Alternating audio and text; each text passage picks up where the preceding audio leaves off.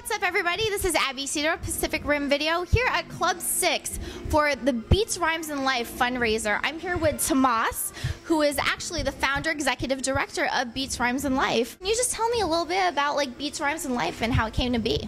Sure. You know, Beats, Rhymes, and Life was founded in 2004 with the creation of, I saw a need for an alternative forms of therapy to engage young men of color in mental health services and provide some support to kind of, just support, young people, at-risk youth with the challenges and the barriers that they face, but also find natural ways to kind of create community, develop self-esteem, sense of purpose, build a sense of agency, what we call agency, and really all through hip-hop. And this kind of was inspired from my own personal experience with hip-hop, freestyling with my friends, and learning to make beats. And one thing that I noticed and saw was how hip-hop allowed me and my peers to kind of really come together and build in a way that wasn't always socially acceptable in other avenues. The art of freestyling, being able to just express whatever you have and spit from the top of your head, and talk about whatever you want, and really use it as a vehicle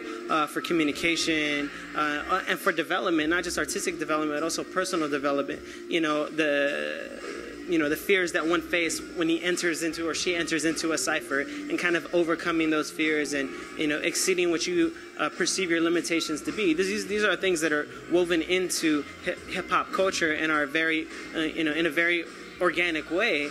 And so my whole purpose and goal as a social worker was to find ways to join with hip-hop culture and use hip-hop culture as a catalyst and change for development amongst urban youth, amongst youth of color, for whom more traditional avenues, approaches, forms of therapy are just not attractive or effective.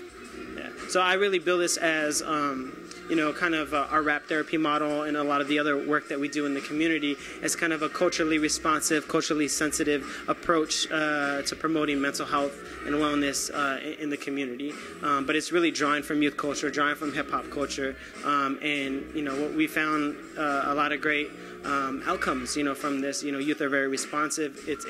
It's aligned with what they want and their values, and really this is not new.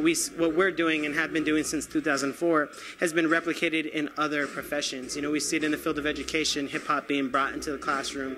Yes, that is a must these days, I think. Yeah, you could use hip-hop to promote mental health, hip-hop to promote social activism, so we can look at pretty much, across the spectrum and see how hip-hop can be used as a tool. We can look at promoting physical health and the art of b-boying and, the level of discipline and physical activity and strength that it really requires. We can compare it to yoga, for some people. So, really my whole goal and the goal of Beats, Rhymes, and Life as an agency and organization is to find ways to use hip-hop to promote positive change and positive development amongst our youth.